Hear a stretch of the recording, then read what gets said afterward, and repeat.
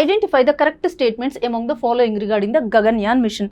So Gaganyaan మిషన్కి సంబంధించి మనకి ఇక్కడ కొన్ని సెంటెన్సెస్ ఇచ్చారు. దాంట్లో ఇంటిగ్రేటెడ్ ఎయిర్ డ్రాప్ టెస్ట్ గురించి మెన్షన్ చేయడం జరిగిందనమాట. సో ఫస్ట్ అసలు ఈ ఇంటిగ్రేటెడ్ ఎయిర్ డ్రాప్ టెస్ట్ ఏంటి అంటే, మనం 2027లో గగన్యాన్ క్రూడ్ మిషన్ అంటే మ్యాండ్ మిషన్ చేయబోతున్నాం అనమాట. సో దానికి సంబంధించే కొన్ని టెస్ట్లు అనేవి చేస్తారు. Before launching the main mission దానికంటే ముందు కొన్ని స్పెసిఫిక్ టెస్ట్లు అనేవి చేస్తారనమాట.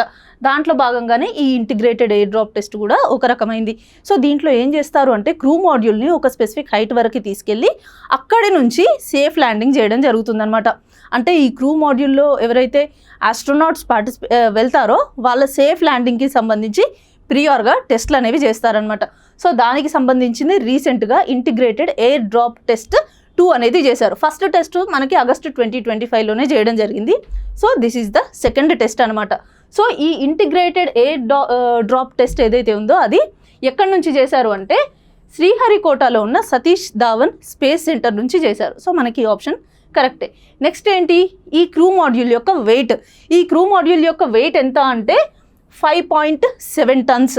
సో మనం ఇంతకుముందు అన్మ్యాన్డ్ గగన్యాన్ మిషన్ చేశాం కదా, దాంట్లో ఉన్న క్రూ మాడ్యూల్ యొక్క వెయిట్ కూడా 5.7 టన్సే అనమాట. సో ఇప్పుడు ఈ IADT-2లో ఏదైతే క్రూ మాడ్యూల్ యూజ్ చేశారో టెస్టింగ్ పర్పసెస్కి, దాని వెయిట్ కూడా 5.7 టన్సే. సో మనకి ఈ 2 ఆప్షన్స్ కరెక్టే. సో మరి ఈ క్రూ మాడ్యూల్ని ఒక స్పెసిఫిక్ హైట్కి లిఫ్ట్ చేసి అక్కడి నుంచి రిలీజ్ చేయడానికి మనకి ఒక ప్రాపర్ హెలికాప్టర్, ఒక వెహికల్ కావాలి. ఆ వెహికల్ ఏంటి, అది ఇండియన్ ఎయిర్ ఫోర్స్ వాళ్ళకి సంబంధించిన చినూక్ హెలికాప్టర్ని వాళ్ళు దీంట్లో వాడడం జరిగింది. సో మనకి థర్డ్ ఆప్షన్ కూడా కరెక్టే. అండ్ ఏ పర్టికులర్ హైట్కి తీసుకెళ్ళి దీన్ని మళ్ళీ డ్రాప్ చేశారు, రిలీజ్ చేశారు అంటే, ఆ హైట్ వచ్చేసి 3 కిలోమీటర్స్ అనమాట. సో చినూక్ హెలికాప్టర్ ఏదైతే ఉందో అది ఈ క్రూ మాడ్యూల్ని 3 కిలోమీటర్ల ఎత్తు వరకు తీసుకెళ్ళి అక్కడ నుంచి ప్రాపర్గా స్లోగా రిలీజ్ చేయడం జరిగింది. మరి దీన్ని రిలీజ్ చేసినప్పుడు ఇది ఎక్కడ ల్యాండ్ అవుతుంది, సేఫ్ ల్యాండింగ్ ఎక్కడ అవుతుంది అని అంటే, ప్రాపర్ ఒక డెసిగ్నేటెడ్ ఏరియా ఉంటుంది సీలో, ఆ జోన్లోనే దీన్ని ల్యాండ్ చేయడం అనేది జరుగుతుందనమాట. సో దీనికోసం ప్రత్యేకించి ఒక 10 పారాచూట్స్ని డిజైన్ చేయడం జరిగింది.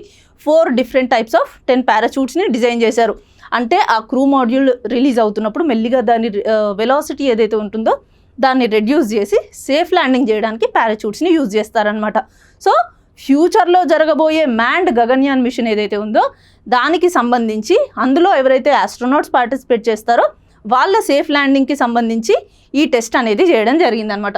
సో ఈ IADT టెస్ట్కి సంబంధించిన ఇచ్చిన 4 ఆప్షన్స్ కూడా మనకి కరెక్టే.